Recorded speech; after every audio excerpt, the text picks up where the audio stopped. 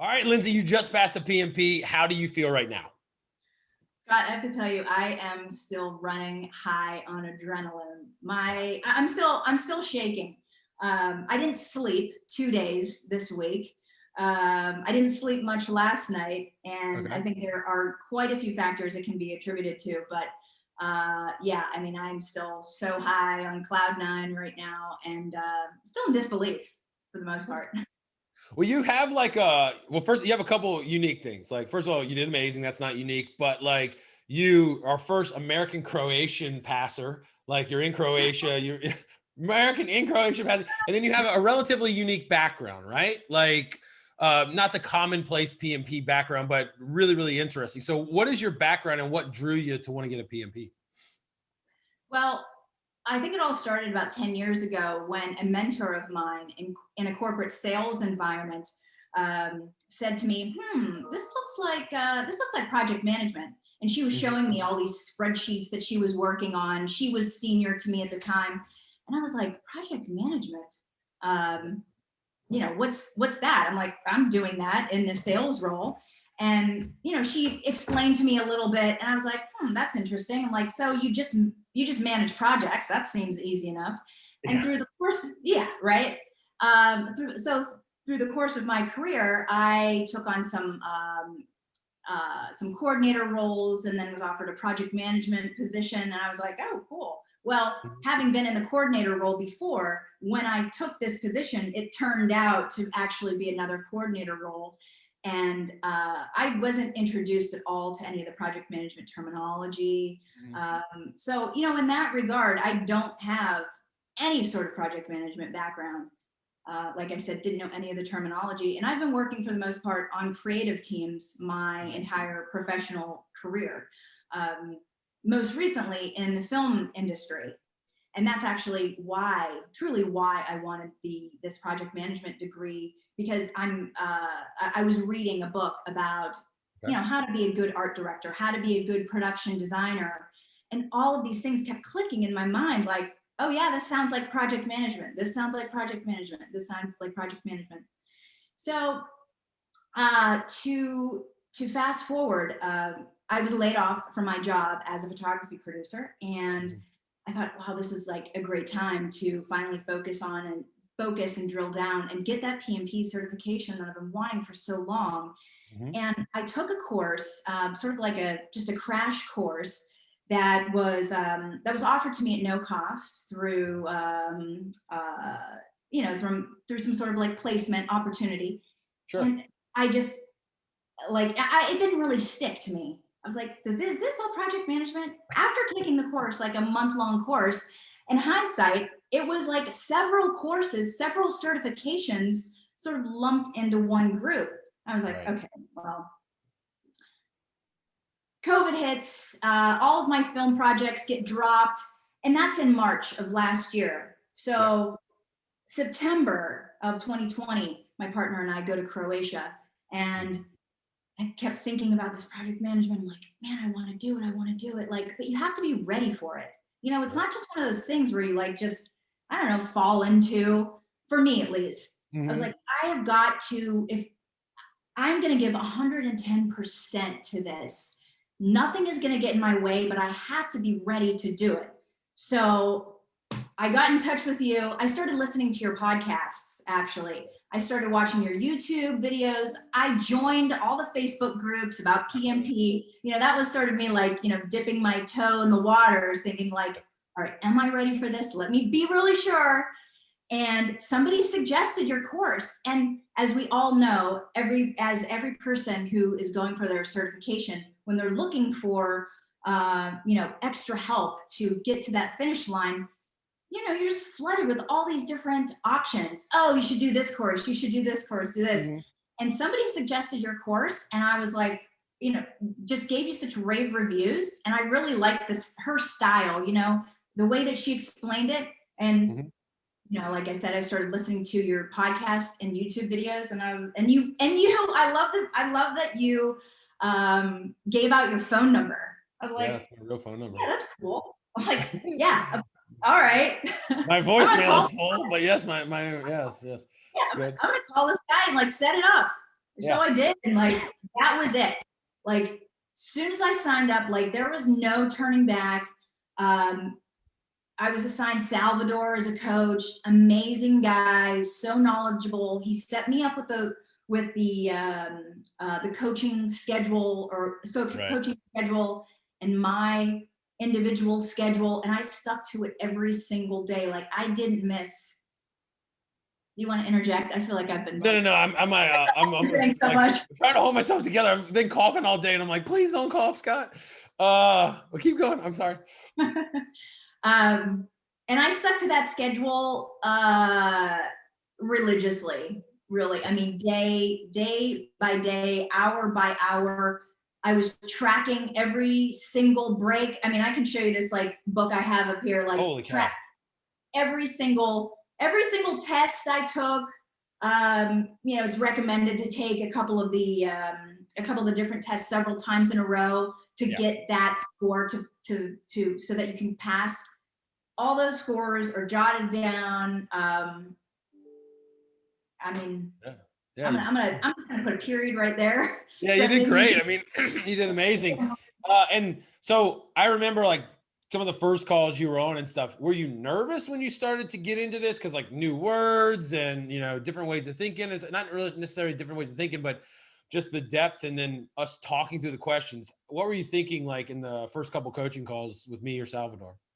Well, I guess for the first time, the first time that you start to answer a question or in any new environment, there is a level of, uncertainty and being nervous, which I absolutely felt.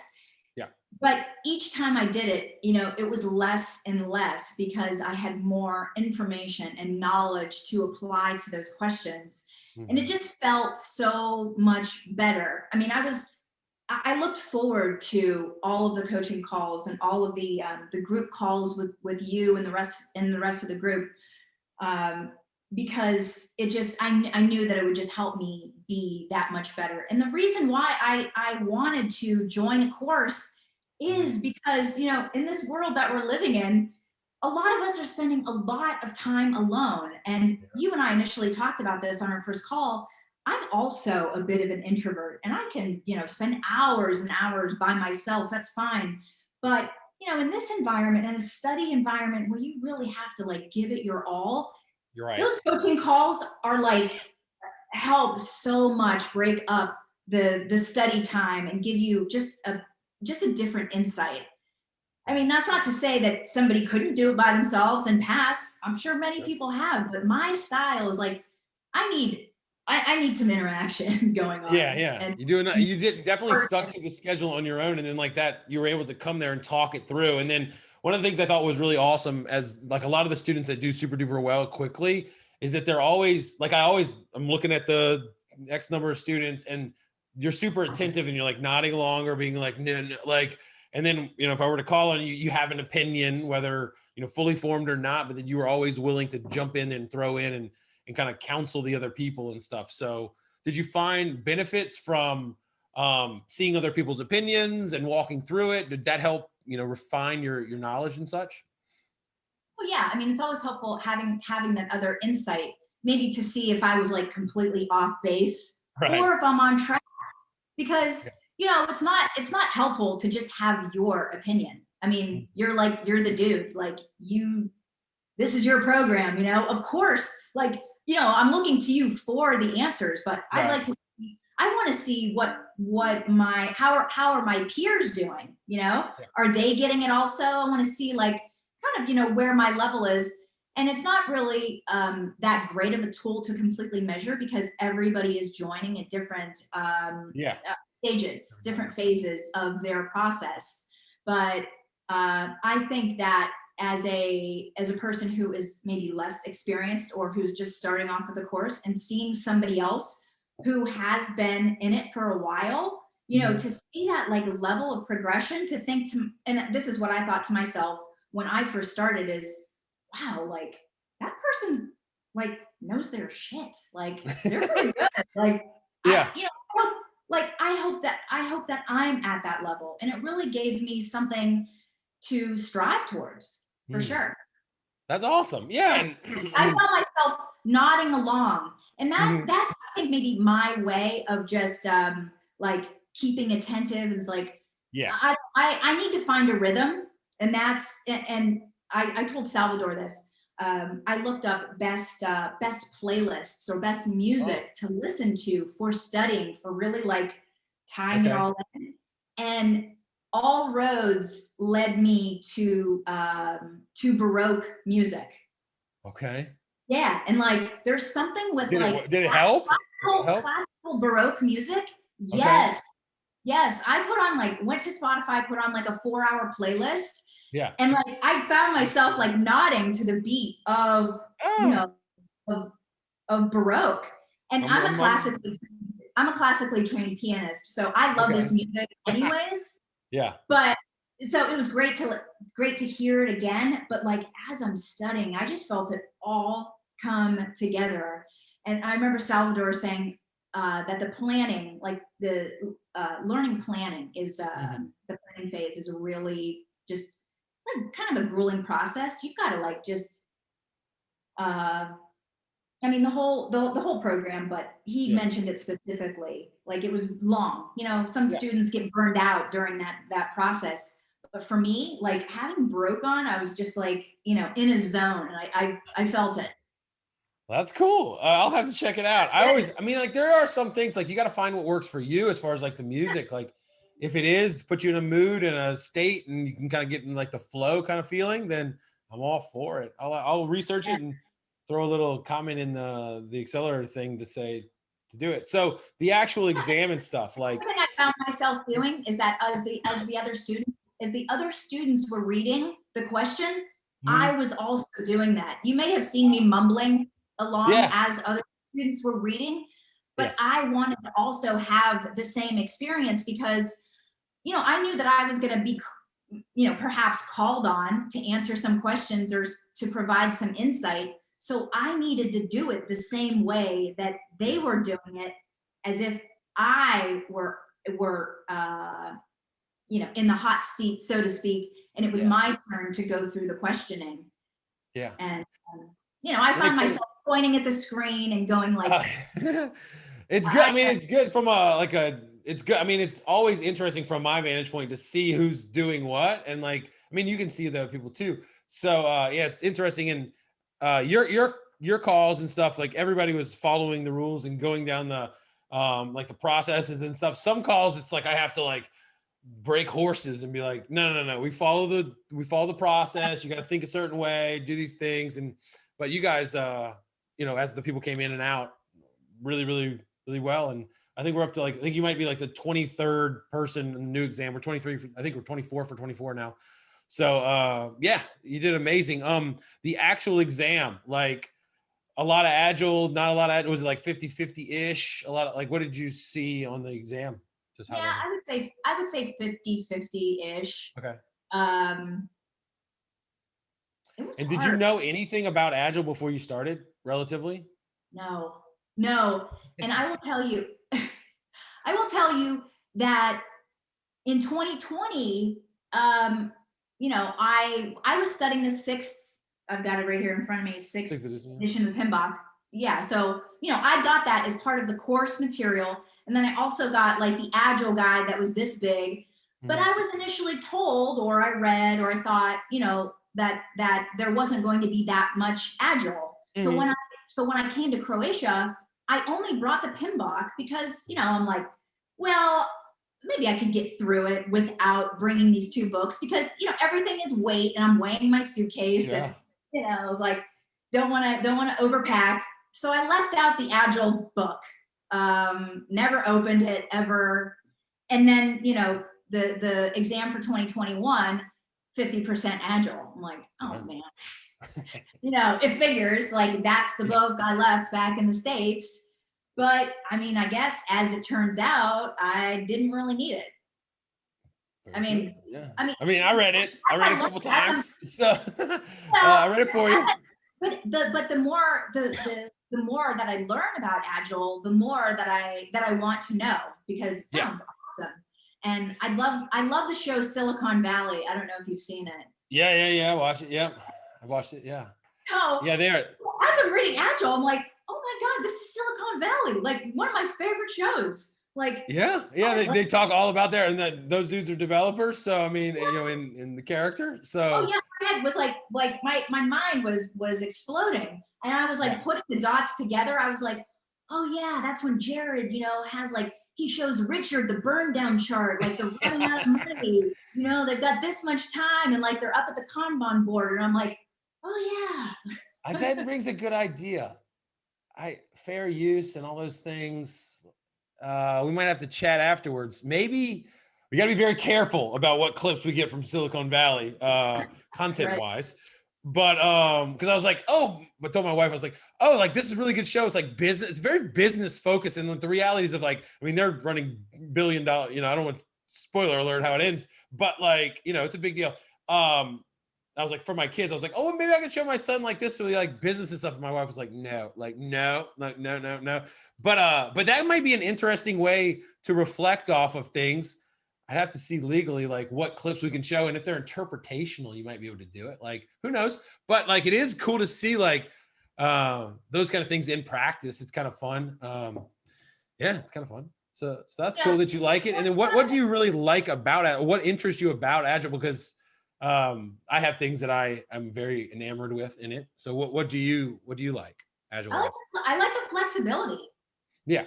And I like that that the methodology gives the team the opportunity to self-organize and manage and all those things. Yeah.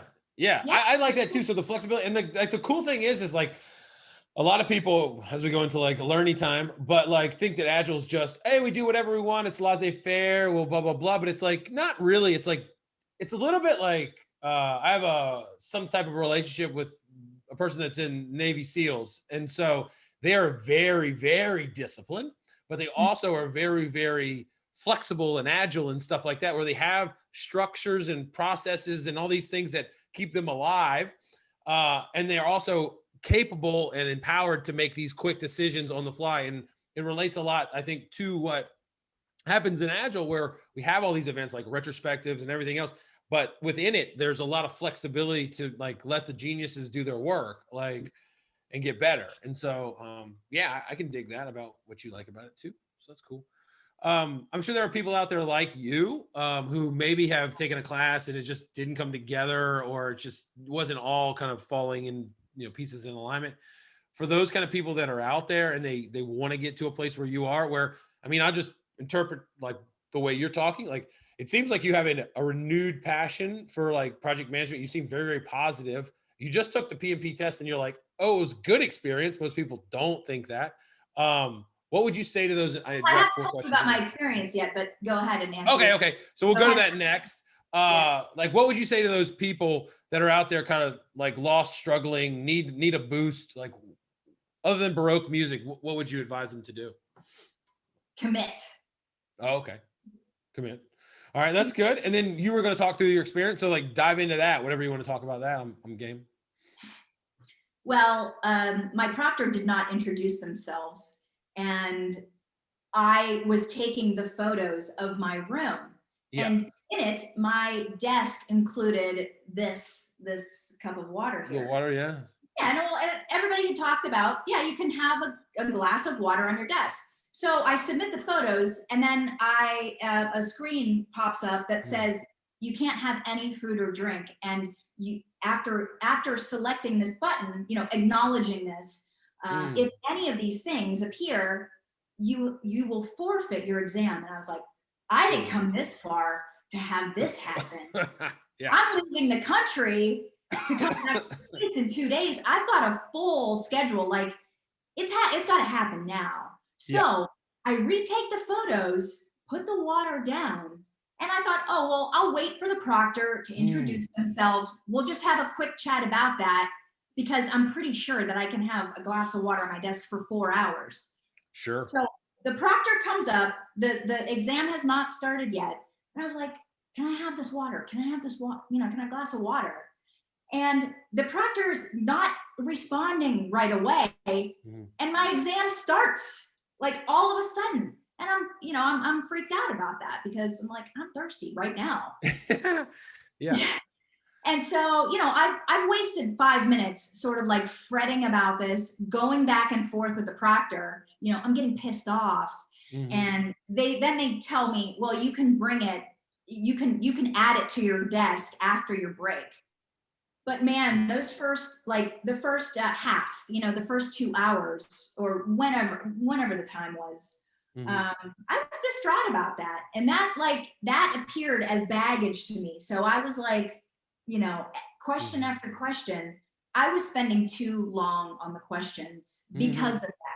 And because like you couldn't let it go mentally or whatever. I couldn't let it go. Yeah. I was able to let go the fact that I hadn't slept 2 nights that week. Okay. I got through that, but this water thing was like, killing me, really. Sure. But I just had to dig deep inside and not let it affect the questions. I will say that the questions were longer than I had anticipated, but they were like just not good answers. I spent more time reading, the crap answers, and then knowing, then seeing the best answer at the bottom.